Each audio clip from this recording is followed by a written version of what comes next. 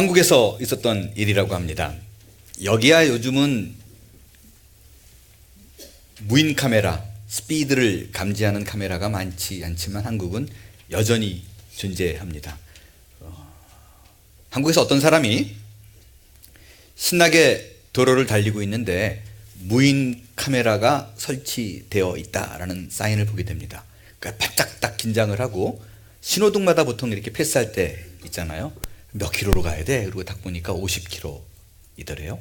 그래서 여유 있게 안전하게 가려고 45킬로로 그 카메라 앞을 싹 지나는데 퍽! 그리고 사진이 찍히더래요.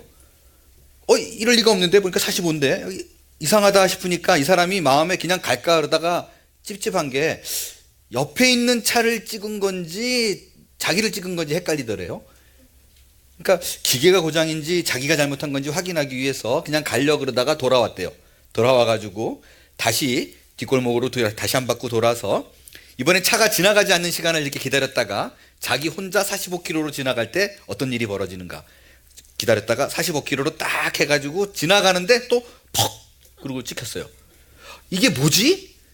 그러다가 한 번만 더 해보자. 그래서 한 바퀴 돌아가가지고 세 번째 45로 지나가는데 50km 제한인데 퍽! 그러고 찍히더래요. 그제서야 이 사람이 안심했습니다. 저건 기계가 고장 났으니까 나중에 별 문제가 없겠다. 이건 누구나 해결이 되겠구나 싶어가지고 그냥 집으로 갔대요. 근데 며칠 있다 DMV에서 봉투가 날라왔어요. 이게 뭐지? 그러고 열어보니까 티켓이 3장이 들어있더래요. 너무 황당하잖아요. 아니 왜 찍힌 거야? 그러고 봤더니 거기에 그렇게 적혀 있더래요. 안전벨트 미착용. 세상에. 우리에게는 이런 선입견이 있습니다. 무인 카메라가 설치되어 있다라 그러면 당장에 무슨 생각이 드냐면 저거는 스피드를 체크하는 거다. 감지하는 거다. 그 선입견이 벌금 3장을 받게 되는 결정적인 역할을 합니다. 우리가 성경을 볼 때도 마찬가지예요. 모세 딱 그러면 벌써 어떤 생각이 들어요? 야코가 콱 죽잖아요. 홍해바다 갈라뜨린 위대한 인물. 나는 안 돼. 얼마나 믿음이 좋길래 하나님이 저를 쓰셨을까? 엘리야 그럼 무슨 사건이 떠오르나요? 갈멜살 사건. 어떤 사람이에요? 기도했더니 하늘에서 불이 떨어져요. 와, 나는 기도하면 감기도 안 났는데. 이런 생각이 자동적으로 들면서 그들은 나와 다른 삶을 살았기 때문에 하나님이 저는 능력을 준 걸 거야 라고 생각합니다. 다윗 첫 시작부터 하나님의 마음에 무슨 자? 합한 자. 그런 삶이기 때문에 하나님께서 너무너무 기특하고 복을 주지 않을 수가 없지 않겠느냐. 그래서 큰 왕국을 이루고 살았다라고 생각합니다. 그런데요, 성경을 정말 선입견이 전혀 없이 모세가 누군지 엘리야가 누군지 다윗이 누군지 전혀 모르는 상태에서 보면 이런 게 잘 보여요. 나랑 똑같네 이 사람. 허물도 많네. 실수도 무지하게 하네. 이런 게 눈에 막 들어옵니다. 얼마든지 발견할 수 있어요. 예를 들게요. 모세는 제가 여러 차례 참 죄송할 거예요. 제가 죄송한데 천국 가서 어떻게 될지 모르겠는데 여러 차례 제가 여기서 두들기고 보내고 그래가지고 근데 안 보낼 수가 없는 게 제가 예전에 전도사 시절에 굉장히 유명한 목사님이셨어요. 책이 설교집이 뭐냐면 제목 자체가 모세의 순종이에요. 그때 요 대목입니다. 순종해서 하나님이 그렇게 썼다. 그런 거 없어요. 성경을 잘 보세요. 하나님이 쓰겠다고 80에 나타나셨을 적에 NO 그러고 강하게 거부했던 사람입니다. 그러니까 하나님이 이해해. 80이니 오죽하겠냐. 그래서 그래도 하라고 설득을 처음에 시작을 해요. 근데 안 하겠다 그러니까 여러분 기적 3개 보여주잖아요. 예? 처음에 지팡이 던져봐, 집어봐, 뱀. 와, 우리가 하나님이 우리에게 이런 능력만 보여줘도 저는 그냥 뛰어나갈 것 같아요. 근데도 안 한대요. 그러면 손 집어넣어봐, 뺐더니 문둥병이 돼. 다시 집어넣어봐, 뺐더니 깨끗해졌어요. 우와, 그래도 안 간대요. 그랬더니 어떻게 해요? 하수를 피로 막 바꿔요. 내가 이런 하나님이야, 믿고 따라와도 된다니까, 내가 다 책임져, 이거잖아요. 근데 모세가 뭐라 그래요? No, 안 갑니다. 그랬더니 하나님이 도대체 왜 안 간다는데? 그랬더니 뭐라 그래요? 네, 말을 못 하잖아요. 여러분 성경 보세요. 이게 잘 안 보여요. 하나님이 말을 못한다고 할 적에 이제는 대노합니다. 야, 아론이 있잖아. 내가 아론 붙여질 거야. 거기 성경에 써 있어요. 노를 바라요. 근데 그런 게 안 들어와요. 엘리야, 갈멜살 사건, 그죠? 기도하니까 막 불을 막, 야, 만약에 저한테 하나님이 그런 능력 줬어요. 누가 마음에 안 들어. 그럼 벽 대고 딱 기도하고 나오고 돌아서면 빵! 그러고 막 불 나고 그 집에. 누가 나를 건드리겠어요? 그죠? 마음에 안 들면 막 기도하면 암 걸리고 막 이런 일이 벌어지면요. 누가 나를 건드리겠어요? 근데 하늘에서 불을 떨어뜨렸다니까요? 850명이 그냥 콱. 만약에 그랬으면 저 같으면 높은 산에 딱 올라가가지고 그럴 것 같아요. 다 덤벼. 들어와. 뭐 안 그러겠어요? 근데 모세는 엘리야는요, 새가슴이에요. 그런 기적을 일으켰을 적에 자기가 한 게 아니라는 걸 너무나 잘 알았어요. 그래서 어떻게 했냐면 이세벨이 그 사건을 벌이자마자 내가 저거 죽여야 되겠다. 엘리야를 쫓아갔어요. 그랬더니 와! 그럼 도망갔어요. 로뎀나무 아래 가가지고 처절하게 울잖아요. 왜 내가 안 한다 그랬는데 도대체 나를 왜 써가지고. 그리고 엉엉 울어요. 다윗. 여러분, 다윗이 참 하나님 마음에 합한 자가 모든 걸 가렸어요. 그래서요, 우리야, 충신 우리야를 죽였잖아요. 근데 그걸 너무나 가볍게 생각해요. 여러분, 성경을 아무것도 모르는 상태에서 보면요, 얼마나 잔인하게 죽였는지 알아요? 더군다나 그냥 마음에 안 들고 자꾸 시비 거던 사람이 아니라 충신이었어요. 목숨을 다하는 신하였었어요. 어떻게 죽이느냐? 여러분 알지만 그 우리아의 상관인 요압 장군에게 서신을 보내요. 뭐라고 서신을 보냈느냐? 전쟁이 가장 심한 곳에 꼭 우리아를 데리고 가라. 그래가지고 전쟁이 막 해가지고 가장 치열할 적에 걔만 싹 놔두고 나머지는 다 철수합니다. 이것도 너무 비열하잖아요. 이것도 인간답지 못하죠. 근데 제가 보면서 소름이 끼친 게 있어요. 이 작전을 어떻게 짜는 줄 아세요? 서신을 보냈다 그랬죠. 우리아를 죽여라. 그 서신을 누가 들고 가게 하는 줄 알아요? 우리아가 들고 갑니다. 충신이니까 실드에 있으니까 안 본 거예요. 근데 그 편지 안에 요압이 딱 받아보니까 얘를 죽여 이렇게 써 있는 거예요. 거의 사이코패스 수준 아니에요. 저는 소름이 끼치더라고요. 야, 이 보통 사람 아니다. 그러니까 이게 가벼운 문제가 아니에요, 사실. 여기 누군가가 그런 짓 했다면 저주받아 마땅한 자라고 생각하실 거예요. 그렇잖아요. 그런 인물임에도 불구하고요, 정말 놀라운 건 하나님이 버리지 않았다는 거예요. 오히려 살펴주고 격려하고 하나님의 사람으로 만들어 갑니다. 여러분, 이 부분에서 우리가 은혜를 받아야 돼요. 성경에 나온 모든 인물들은요, 잘나서 쓴 것이 아니라, 준비돼서 쓴 것이 아니라 하나님께서 부족한 사람을 열심히 노력해서 만들어낸 작품들입니다. 여러분, 이런 점을 발견해야지 우리가 희망이 있죠. 하나님께서는 항상 준비한 사람을 쓴다, 순종자라는 사람을 쓴다, 불평 없는 사람을 쓴다 그러면 애초에 우리는 모두 다 희망 없지 않습니까? 왜 그래요? 다른 사람은 다 몰라도 우리는 우리를 알잖아요. 나는 나를 압니다. 내 꼬라지가 어떤지 너무나 잘 압니다. 믿음 없고 위선적이고 죄가 많은 사람인지. 만약에 하나님께서 깍듯한 사람만 쓴다 그러면은 다 희망 없는 사람들이에요. 하지만 하나님이 일하시는 방법이 있대요. 부족하지만 약하지만 철없는 사람이지만 하나님이 늘 그런 사람과 함께해서 그의 백성을 만들어 간다라 그러면 우리도 희망이 있습니다. 우리도 기대가 있습니다. 언제고 부족하고 처절한 삶을 살아가는 우리지만 우리도 언제고 주 앞에서 그런 위인으로 만들어낼 거라는 기대가 우리의 삶을 풍요롭게 만들 거예요. 저는 성경의 위인에 대해서 가장 잘못된 선입견을 갖고 있는 사람 하나를 뽑아라 그러면 주저하지 않고 요셉을 뽑습니다. 여러분, 요셉 그러면 어떤 생각이 제일 먼저 들어요? 꿈을 어떻게 했어요? 꿈을 꿨어요. 근데 그 꿈을 기대하고 반드시 이루어질 걸 믿고 인내하고 참아내서 꿈을 이뤄낸 사람이에요. 비전의 사람이라고 얘기합니다. 그래서 청년들에게 가장 도전을 주는 게 그거 아니에요. 요셉처럼 꿈을 꿔라. 그리고 인내해서 그것을 노력해서 이뤄내라. 이거 아니에요. 왜 그런 얘기가 나오느냐? 그가 어떤 꿈을 꿔요? 새와 달과 11별이 절을 하고 볕단이 막 절하고 그래요. 그죠? 근데 나중에 형제들이 그런 일이 자기한테 벌리잖아요. 그 꿈을 이뤄냅니다.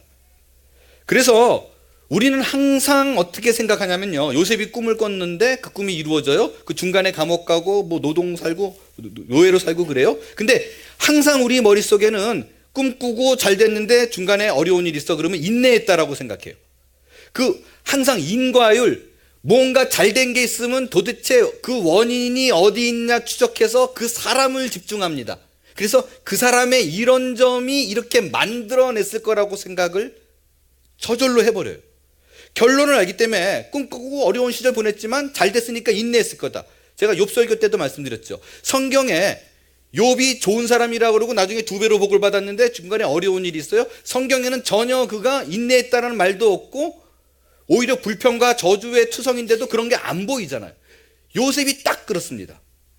요셉은요, 꿈을 갖고 인내하며 살은 적이 없습니다. 그 꿈을 기억하고 하나님께서 이루어 주실 거라는 믿음을 갖고 살았다고요? 단 한 구절도 그런 구절이 없습니다. 오히려 그는요, 그 꿈을 기억해낸 것이 완전히 청년 시절에는 새까맣게 그 꿈 한번 꾸고 잊어버리고 있었어요.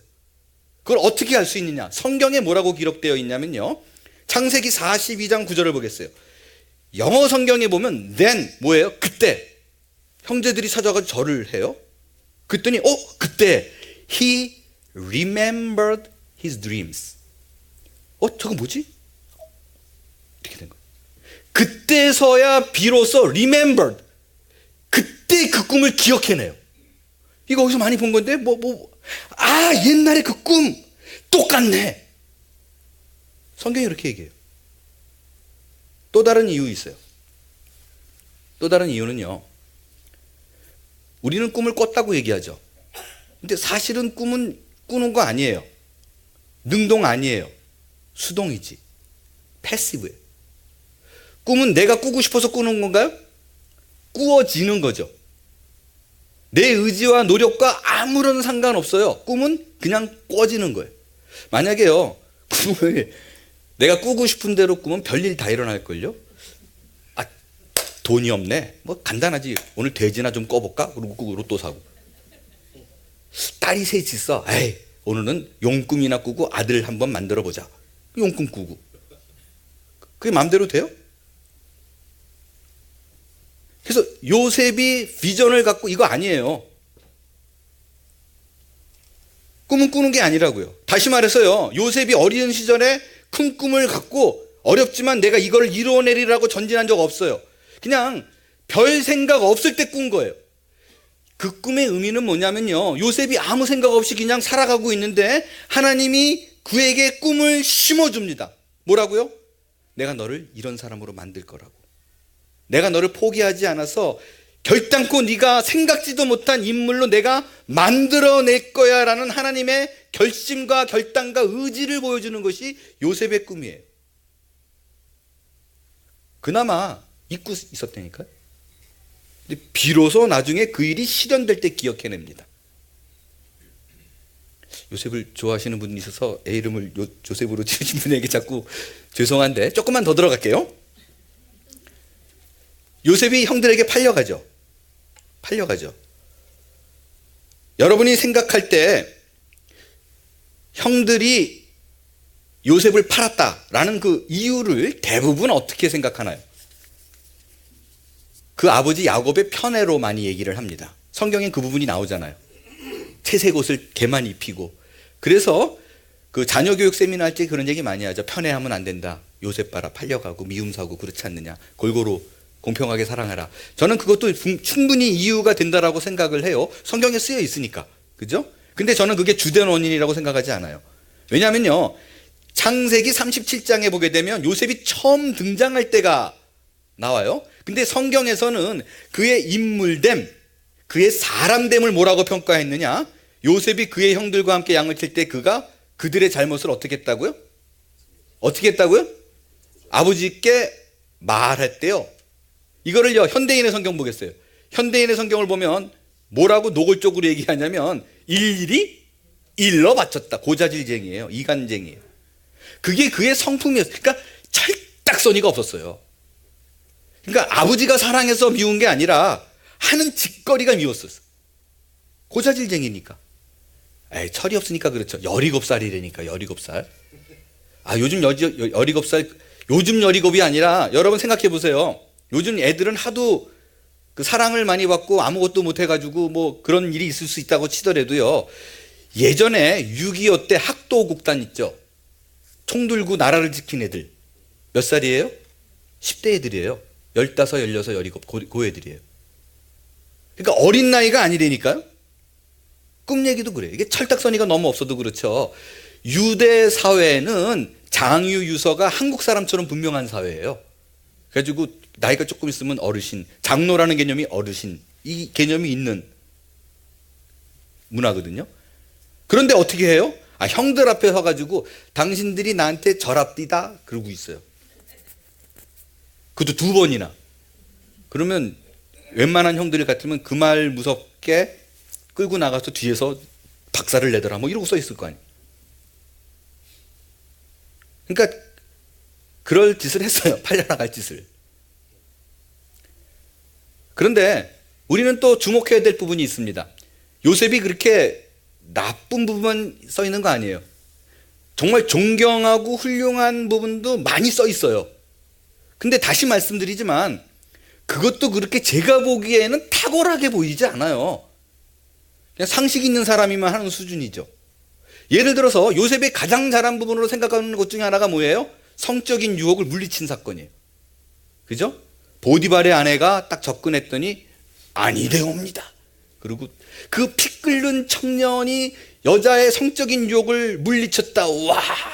근데요, 자꾸 그렇게 몰아가면 남성들 굉장히 기분 나쁩니다. 남성들이 여자들이 유혹한다고 다 넘어가나요? 자매님들 그렇게 다 자신 있으세요? 내가 찍으면 다 이겨요? 여러분 그 유혹에 넘어가지 않은 경우는요, 이렇게 2가지로 말할 수 있어요. 먼저 남성분들이 지조가 있어서 인격이 훌륭해서 아내 외에는 내가 다 돌이다. 뭐 이런 사람은 그럴 수 있죠, 그죠? 또 다른 경우도 있습니다. 유혹을 하는 사람의 상태가 어떠냐에 따라서 또 굉장히 달라요. 그렇지 않아요? 예? 근데 뭐 이렇게 늘 폭탄머리 하고 있고 여기 머리 눌려 있고 뭐 특별히 이제 그 보디발의 아내잖아요. 보디발의 경호실장 뭐 이런도 잘 먹고 또 잘 쉬고 또 그랬을 거 아니에요. 또 나이 차이도 많이 났을 거 아니에요. 근데 찾아와가지고 이렇게 동침을 하자 그러면 아줌마 왜 그래요? 이랬을 확률이 더 높지 않아요? 그리고요, 여러분 놓치지 말아야 될 사실이 있어요. 물론 만약에 거절을 한 게 신분이 비슷한 수준이다 그러면 칭찬해야죠. 여기는 이방인, 그죠? 이집트에서 살고 있는 불법 체류자 말하자면, 그죠? 이방인 신분인데 불법은 아니었지만 그런 식으로 우리가 생각을 할 수 있다는 거예요. 지금 한국에 이방에서 온 그런 자였을 뿐만 아니라 왕의 경호실장의 와이프였다고요. 신분이 상대가 안 돼요. 경호실장의 와이프를 건드린다고요? 느낌이 잘 안 오실까 봐 정확하게 제가 지금 짚어드릴게요. 박정희 시대의 차지철, 이후락 그 와이프예요. 근데 나는 그냥 길바닥에서 자란 사람이에요. 청소하러 쓰레기통 비우러 왔는데 이후락 와이프가 유혹을 해요. 그러면 와 좋아했어요. 아니 몸이 굳어서 말을 안 들을 거예요. 왜 그러십니까? 이러지. 그러니까 유혹을 물리쳤다라는 게 그렇게 대단한 사건이 아니에요. 당연한 얘기지. 잠자는 게 신기한 거죠. 감옥에서 10년 동안 인내하지 않았느냐, 억울한 상황에서도 참아냈다. 훌륭합니다. 근데 솔직히 얘기해보면요, 안 참으면 자기가 어떡할 거예요? 안 참으면 어떡할 건데요? 당시에는 이러면 끝나는데요. 법이 있어요. 뭐 이러면 끝나는데 그 안에서 소동 막 폈어요. 이러면 끝이에요. 그냥 밥 3끼 주는 걸로 만족하고 있는 게 당연한 거예요. 안 죽이고 오히려 소동 피면서 머리를 막 벽에다 맨날 들이박더라, 억울하다고 울더라. 그게 더 이상해. 그러니까 현명한 사람이고 이성적인 사람이면 그냥 10년이고 몇 년이고 그냥 있는 거예요. 어쩔 수 없이. 꿈 해몽을 잘했대. 그게 칭찬받을 일이래요. 그 해몽을 잘해가지고 감옥에서 벗어나서 이제 총리 대신까지 오르게 되잖아요. 근데 여러분, 그 해몽을 잘했다는 건 칭찬받을 만한 부분은 아니에요. 은사에 관한 부분이잖아요. 방언을 하는 사람이 방언 못한 사람 무시할 수 없잖아요. 그건 말이 안 되는 거거든요. 하나님의 선물이지. 영적인 수준이 높고 뭐 이런 거 아니에요. 기도 많이 하니까 방언 받고 이런 것도 아니잖아요. 그 상관이 없어요. 은사는. 오히려 와 정말 대단하다 이렇게 생각하면 위험해요. 돗자리 깔 확률이 높습니다. 나중에 추구해가지고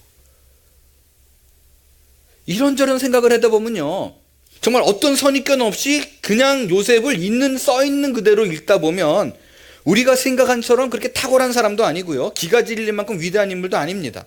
요셉이 좀 평가절상되어 있는 것은 분명합니다.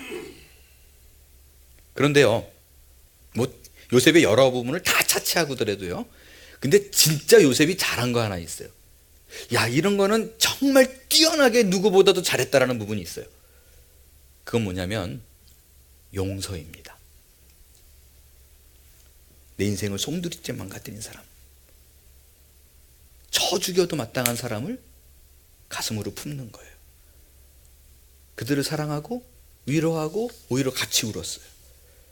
요셉의 강점은 꿈이 아니라 용서입니다. 저는 오늘 이 시간에 여러분 가운데 용서의 은혜가 넘칠 수 있게 되기를 바랍니다. 나의 지난 과거사에서 용서할 수도 없고 이해할 수도 없었던 사람을 가슴으로 여러분의 영혼 깊숙한 곳으로 끌어안을 수 있는 사람이 되기를 바라요. 요셉은 용서의 사람이었어요. 자신을 팔아먹고 죽이려 했던 형제들을 하나님의 사랑으로 끌어안았던 사람입니다. 어떻게 그럴 수 있을까? 같은 사람인데 어떻게 그럴 수 있을까? 요셉이 용서할 수 있었던 비결 3가지를 여러분과 나누겠습니다. 첫 번째, 내게 벌어진 모든 일들을요, 우연이 아니라 하나님이 하신 일로 이해할 때 용서가 가능합니다. 오늘 본문에 보면요, 요셉과 그의 형들의 아버지 야곱이 죽습니다. 야곱이 죽으니까 놀라운 일이 벌어져요. 뭐냐면 형제들이 되게 불안해합니다. 요셉을 팔았었잖아요. 근데 당장 우리를 죽였을 것 같은데 안 죽였던 이유를 아버지로 생각해요. 아버지가 딱 버티고 있었기 때문에 우리를 감히 해하지 못했을 거라고 생각했는데 아버지가 덜컥 죽어요. 큰일 났잖아요. 그러니까 요셉의 형제들이 짜고 고스톱 짜고 요셉에게 찾아와서 이상한 얘기를 합니다. 그 이상한 얘기가 뭐냐면 자기 아버지, 우리들의 아버지 야곱이 죽을 때 요셉에게 유언을 남겨줬다라는 거예요. 근데 그 얘기가 요셉이 듣도 보도 못한 거예요. 한 번도 들어본 적이 없는 유언인데 분명히 아버지가 이렇게 남겼대요. 그 유언이 뭐였는가? 16절, 17절 같이 함께 읽겠습니다. 시작. 요셉에게 말을 전하여 이르되 당신의 아버지가 돌아가시기 전에 명령하여 이르시기를 너희는 이같이 요셉에게 이르라 내 형들이 내게 악을 행하였을지라도 이제 바라겠는데 그들의 허물과 죄를 용서하라 하셨나니 당신 아버지의 하나님의 종들인 우리 죄를 이제 용서하옵소서 하며 요셉이 그들이 그에게 하는 말을 들을 때 울었더라. 유언의 내용이 뭐냐면요, 야곱이 그랬대요. 아들아, 내가 죽더라도 네 형제들을 보살펴라, 죽이지 마라, 뭐 이랬다는 거예요. 요셉이 모르는 얘기를 하고 있어요. 유언이라고. 여러분, 이게 거짓말일 확률이 되게 높죠. 만약에 유언이면, 이렇게 중대한 상황이면 죽기 전에 요셉을 직접 불러다 놓고 얘기하지 굳이 형제들에게 왜 얘기를 했겠어요? 이상하잖아요. 또 다르게 이상한 건 뭐냐면요, 여기 보면 우리 아버지라고 또 얘기 안 해요. 우리 아버지라 그러면 하나 묶고 들어가니까 당신의 아버지가 얘기했습니다. 이렇게 딱 집어서 얘기합니다. 또 형제들의 말을 보게 되면요, 이게 거짓말일 확률이 되게 높은 게 말이 단순하지 않아요. 복잡합니다. 그러니까 자기의 목숨을 살릴 수 있는 얘기들은 다 갖다 붙여요. 당신의 아버지 하나님, 우리는 하나님의 종이고 뭐 이렇게 다 갖다 붙여요. 잘 아시지만 죄가 있는 사람들은 말이 좀 심플하지 않아요. 남편이 늦게 들어와요. 어디 갔다 와? 친구랑 밥 먹었어? 그러면 사실일 확률이 높아요. 근데 어디 갔다 왔어? 그랬더니 친구랑 밥 먹는데 친구 아버지가 돌아가셨다 그래가지고 거기 갔는데 또 친구가 너무 많이 울어가지고 내가 빠져나올 수가 없어가지고 거기서 밥을 또 한번 먹고 뭐 이렇게 얘기를 하면 그 친구 아버지 작년에 죽었잖아. 그 엄마가 또 재혼을 했어. 뭐 이러면 아주 수상한 거예요. 아주. 그러니까 물어보지 않는 얘기를 잔뜩 늘어놓으면 좀 수상한 거예요. 저는 여러분의 말이 좀 단순했으면 좋겠어요. 어떤 분의 얘기를 듣다 보면 무슨 얘기를 하고 싶어 하는지 모르겠어요. 그냥 신앙의 사람은 심플합니다. 하나님께 매여 있는 사람은 심플합니다. 여러분도 좀 그럴 수 있게 되기를 바라요. 형제들이 요셉에게 와서 아버지의 유언을 전해요. 얼마나 긴장을 했겠어요. 나를 우리도 죽이지 말래요. 그렇게 말할 때 형제들은 뭐를 쳐다보고 있을까요? 요셉이 어떤 반응을 보일까? 그죠? 말이 되는 소리야! 그리고 화를 낼까? 아니면 기다렸습니다. 너무 마음 쓰지 마세요. 그리고 품을까? 여러 가지 생각을 많이 했을 거 아니에요. 근데 요셉이 어떻게 반응을 해요? 그냥 울어요. 그리고 아무 얘기가 없어요. 그러니까 이게 더 불안한 거예요. 그리고 형제들이요, 나와가지고 자기들끼리 다시 의논해요. 아니, 왜 우는 거야 도대체? 무슨 말이 있어야죠. 어떻 이렇다 저렇다. 그냥 울기만 하니까 더 불안해요. 만약에 그 중에서 한 명이 그런 소리 한번 했어봐요. 근데 봤어? 막 울더니 그때 살짝 웃던데 이러면 이제 막 이게 이게 뭐 공포영화예요, 공포영화. 그러니까 뭐가 잘못된 거지 막 자기들끼리 얘기했던 것 같아요. 그러다가 하나를 발견했어요. 그게 뭐냐면 우리가 잘못했다. 뭐냐면 자기들을 얘기할 적에 품위 있게 얘기했어요. 뭐라고 얘기했냐면 우리는 하나님의 종이라고 얘기했어요. 그러니까 그러면 못 건드릴 거 아니에요. 그러니까 우리가 그렇게 얘기하는 게 안 돼. 이게 그렇게 고개 빳빳이 들지 말고 낮춰서 얘기하자. 그래서 뭐라 그랬냐면 18절 보니까 이렇게 얘기합니다. 말을 바꿔요. 우리는 뭐라고요? 당신의 종입니다. 이 정도면 이제 막 기는 거예요. 살고 싶어가지고. 자, 요셉에게 있어서 지난 시절의 치욕을 완전히 갚아버릴 수 있는 기회가 찾아왔습니다. 원수를 갚을 기회가 왔을 때 요셉이 어떻게 반응을 했는가? 19절에서 21절 말씀을 함께 읽겠습니다. 시작. 요셉이 그들에게 이르되 두려워하지 마소서 내가 하나님을 대신하리이까? 당신들을 나를 해하려 하였으나 하나님은 그것을 선으로 바꾸사 오늘과 같은 많은 백성들의 생명을 구원하게 하시려 하셨나니 당신들은 두려워하지 마소서 내가 당신들과 당신들의 자녀를 기르리이다 하고 그들을 간곡한 말로 위로하였더라. 요셉이 형제들을 용서합니다. 그리고 품어줘요. 여러분, 불가능해 보이고 말도 안 되는 일인데 그가 그렇게 할 수 있었던 이유는 단순합니다. 내가 하나님을 대신하리이까? 내가 하나님을 대신하리이까? 이게 이유예요. 다시 말해서 여러분, 세상에서 벌어지는 모든 일들은 우연인 것 같지만 그렇지 않더라. 세상 사람들은 모든 게 다 우연이고 어쩌다 벌어진 일일지라도 신앙의 사람들은 심지어 공중나는 새를 보고 백합화를 보더라도 저것들이 우연히 벌어진 일들이 아니다. 하나님의 간섭과 섭리와 경륜 안에 있었다라고 믿는 것, 그것이 신앙인이 세상을 보는 관점입니다.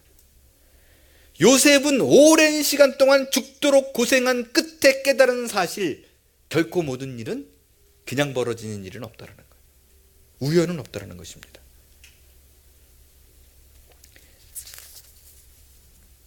내가 하나님을 대신하리이까? 내가 하나님을 대신하리이까?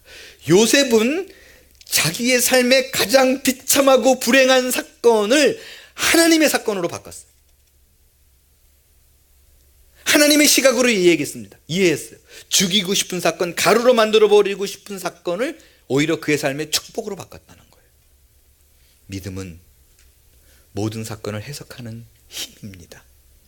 저주를 축복으로, 불행을 행복으로 바꿀 수 있는 힘이 우리들의 신앙이에요. 여러분, 내게 벌어지는 모든 일들이 어쩌다가 내 실수로 잘못해서 벌어지는 것이 아니라 세밀하게 간섭하시는 하나님의 간섭과 섭리와 인도가 있었다라고 믿으면 내게 벌어진 일들을 축복의 관점으로 바라볼 수가 있는 거예요. 그래서 용서가 가능합니다. 그게 신앙입니다. 언제 우리는 용서할 수 있는 힘이 생기는가? 두 번째로 우리의 영적인 수준을 높일 때 가능합니다. 20절을 함께 읽겠습니다. 시작. 당신들은 나를 해하려 했으나 하나님은 그것을 선으로 바꾸사 오늘과 같이 많은 백성의 생명을 구원하려 하시려 하셨나니. 여러분 이거 잘 보세요. 이 말은요 진짜 수준 있는 얘기예요. 이 말은요 예수를 믿는다고 해서, 교회를 오래 다녔다고 해서, 심지어 기도를 많이 했다고 해서 할 수 있는 얘기가 절대로 아닙니다. 이 말을 자신 있게 하는 사람은요 내 인생 속에서 하나님이 한 번도 나를 버린 적이 없다, 떠난 적이 없다라고 믿는 사람만이 할 수 있는 고백입니다. 요셉은 17살에 노예로 팔려가서 수많은 고생을 합니다. 감옥에서 젊은 시절을 보내요. 그런데 그가 생각해 보니까 그 어떤 순간 속에서도 하나님이 나를 떠난 적이 없다라는 것을 돌이켜 깨달은 거예요. 여러분 이런 말을 기억하죠? 요셉의 가장 대표적인 단어가 꿈 말고요 형통이란 단어입니다. 성경에 형통이라는 것을 사람에게 가장 많이 표현한 것이 요셉이에요. 여호와께서 요셉과 함께 하심으로 그가 형통하였더라. 이게 요셉의 대표적인 말이에요.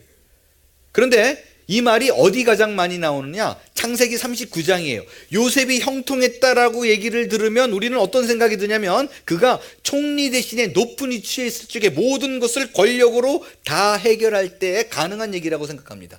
그런데 창세기 39장, 그 형통이란 단어가 가장 많이 나와 있는 39장은요 아이러니하게도 총리 대신으로 있을 때가 아니에요. 요셉이 감옥에 있을 때입니다. 감옥에서 재반 업무를 감당하고 있을 때예요. 그때 하나님이 얘기합니다. 내가 너와 함께해서 네가 형통한 거다. 이해가 되세요? 세상의 시각은 실패잖아요. 아니 그 안에서 형통함이 도대체 뭘까요? 신문지 덮고 자다가 담요 덮고 잤겠죠. 돌베개 베고 자다가 그냥 벼 들어간 베개 베고 잤겠죠. 그게 형통이라고요? 말할 수 있잖아요. 우리는 우리의 삶에 닥칠 적에 하나님이 말하는 모든 것들이 이해가 되지 않는 순간들이 너무나 많습니다. 하나님 왜 나에게 이런 일이 일어나는 거예요? 하나님 주무시는 거예요? 하나님 내가 기도할 때 안 들으시나요? 귀가 먹은 거 아니에요? 왜 나의 울부짖음을 외면하시나요? 하나님 나는 사망의 음침한 골짜기에서 부르짖고 있는데 하나님 뭐 하세요? 하나님 난 갈 데가 없습니다. 죽고 싶어요. 요셉의 상황은 절망적이었어요. 고진감래. 세상을 살아보니까 제가 비록 50 정도 살았지만 그런 거 잘 없던데요. 고생 끝에 낙이 온다고요? 삶을 살아보면요 항상 그래요. 이 고통이 지나면 꼭 저 고통이 와요. 안 그렇던가요? 요셉은 절망적입니다. 답답합니다. 억울하고 감옥 안에서 몸부림칩니다. 근데 그때 하나님이 이렇게 얘기합니다. 여호와께서 요셉과 함께했다. 하나님께서 그와 함께했다. 그가 형통하더라. 여러분 여기에 신앙의 비밀이 있습니다. 우리의 행복은 조건과 환경 속에 있지 않다는 거예요. 그 환경을 해석하는 힘입니다. 아무리 죽을 것 같고 어려운 상황이더라도요 하나님께서 일하신다는 걸 느끼고 사는 사람이면은 웃을 수 있습니다. 하나님께서 계획 속에 있다는 것을 오히려 기대한다면 오히려 내 삶이 풍요로운 것으로 채워줄 수 있다는 거예요. 요셉이 그런 마음으로 형제들을 용서합니다. 어떻게 그것이 가능한가? 딴 게 없어요. 삶을 돌아다 보니 그때는 몰랐지만 이것이 하나님께서 함께한 순간이구나를 깨달은 거예요. 그 영적인 수준이 그곳까지 올라가면 용서가 가능합니다. 그것까지, 특별히 여러분들 관계가 어려울 적에 되게 힘들잖아요. 그죠? 그 관계의 어려운 점, 나를 공격하고 비방하는 사람들을 어떻게 이길 수 있느냐? 다른 방법 없어요.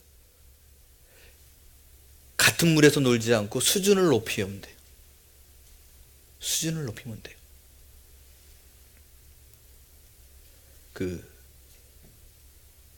누구죠? 미셸 오바마. When they go low, we go high. 그들이 저질로 놀 때 우리는 좀 수준 있게 놀자.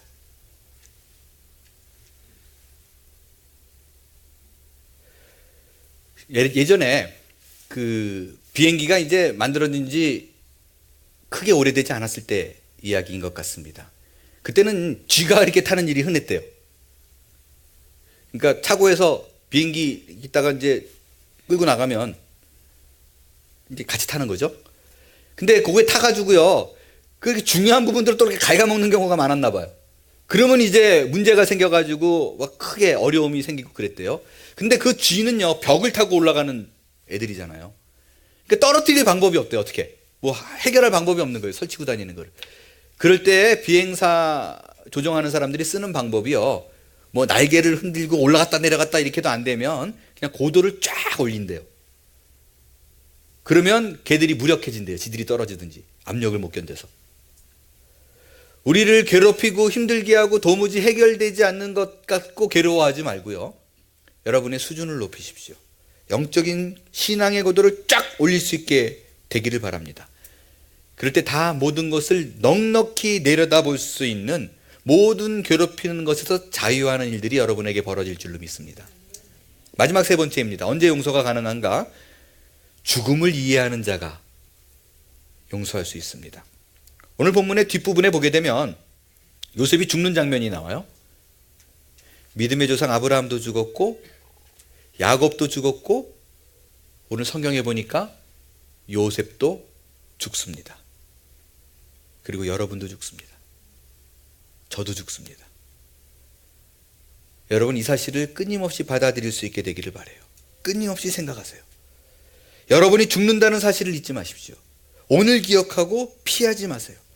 죽음은 현실입니다. 어떻게 받아들이냐, 내가 어떻게 준비하느냐에 달려 있습니다. 요셉이 죽음을 맞이해요.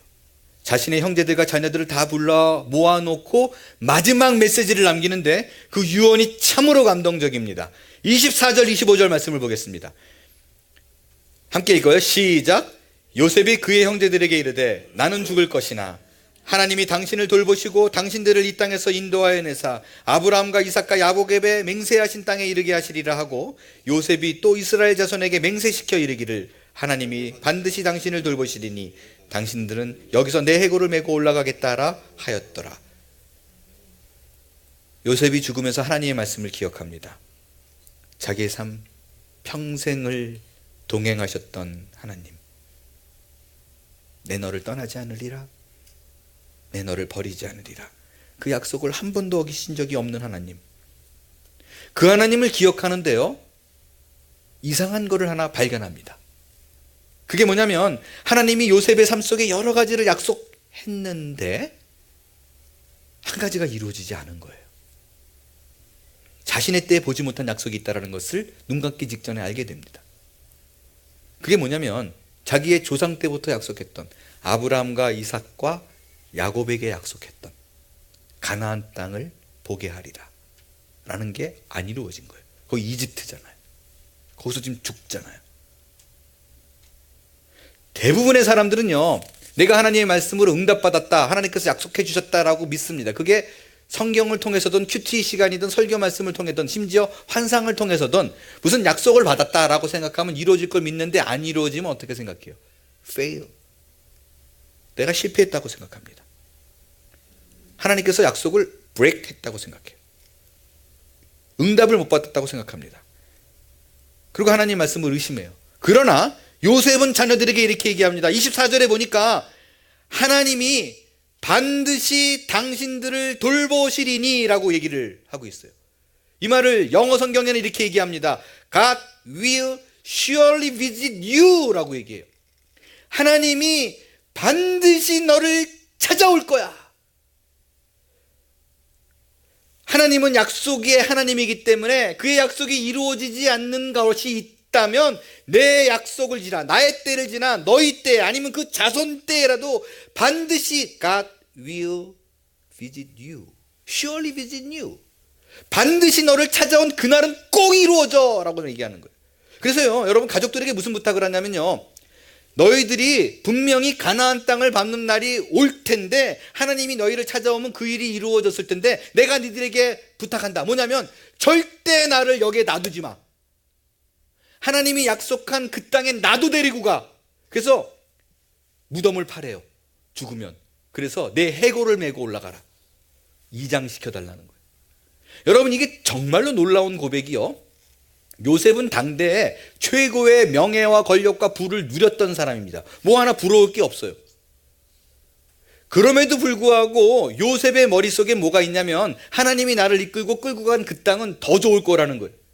우리가 생각하는 내가 누리는 여러 가지 조건보다도 훨씬 좋은 것이 기다리고 있다라고 믿는 거예요. 그래서 절대로 너희들이 잊지 말아야 될 사건이 거기에 너희들 혼자 들어가지 말고 나도 데리고 가요. 그래서 여러분 성경에 보면 부탁이 아니라 사실은 맹세를 시킵니다. 우리에게 이런 믿음이 필요해요. 내 인생에 있어서 가장 큰 축복은 아직 오지 않았다는 거예요. 최고 좋은 것은 하나님께서 주시고자 하는 정말 좋은 거는 나를 지나 내 자녀를 지나 내 자손 때에 계속해서 이어지게 될 거라는 거.